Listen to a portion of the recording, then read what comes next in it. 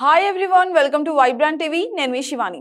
So మనం big boss season ఎప్పుడు start అవుతుందని ఎంతలా వెయిట్ చేస్తామో, so day by day release అయ్యే ప్రోమోలు, ఆ ప్రోమోలో మనకి ఏం హింట్ ఇస్తారు, ఆ హింట్ని బేస్ చేసుకొని ఈ ఎపిసోడ్ ఎలా ఉంటుంది, సో ఇలాంటివన్నీ మనకి డే బై డే ఆ బిగ్ బాస్ కంప్లీట్ అయ్యే వరకు కూడా రన్ అవుతూనే ఉంటాయి. సో అలానే డే 4కి సంబంధించిన ప్రోమో కూడా వచ్చేసింది ఇప్పుడైతే.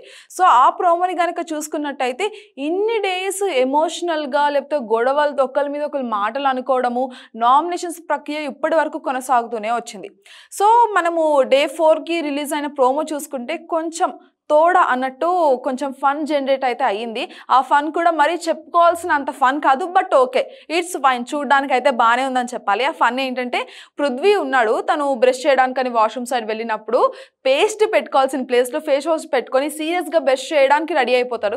బట్ అక్కడ ఉన్న సీరియల్ బ్యాచ్ ఎవరైతే ఉన్నారో, పర్టికులర్గా వాళ్ళు ఎక్కువ ఉన్నారో అక్కడ, సో అది పేస్ట్ కాదండి ఫేస్ వాష్ అని చెప్పడం, ఇన్ని డేస్ నుంచి అలానే నువ్వు బ్రష్ కంటిన్యూ చేసావా చేయడం అని చెప్పేసి కూడా అక్కడ అనడము. సో సంవాట్ అక్కడ ఫన్ అయితే జనరేట్ అయిందని మనము అనుకోవచ్చు, అనుకోవాలి కూడా. ప్రోమోలో అదే ఉంది కాబట్టి. దాని తర్వాత అసలైన టాస్క్ బిగ్ బాస్ అయితే పెట్టేశారు. సో మనకి ఇప్పటి వరకు అయితే ముగ్గురు చీఫ్లను అయితే అరేంజ్ చేశారు బిగ్ బాస్. ఎందుకంటే ప్రీవియస్ వరకు క్యాప్టెన్స్ ఉండేవారు, బట్ ఈ సీజన్లో నో క్యాప్టెన్స్ అనే రూల్ పెట్టేసి చీఫ్ లాగా అయితే ముగ్గురిని అయితే పెట్టారు.